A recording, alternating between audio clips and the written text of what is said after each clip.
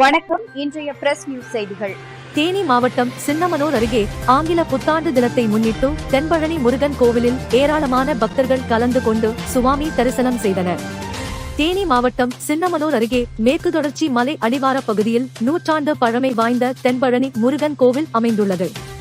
மிகவும் பிரசித்தி பெற்ற ஆலயமாகவும் சிறந்த வழிபாட்டு தலமாகவும் உள்ள இந்த திருக்கோவிலுக்கு நாள்தோறும் ஏராளமான பக்தர்கள் வருகை தந்து சுவாமி தரிசனம் செய்துவிட்டு செல்வது வழக்கம்.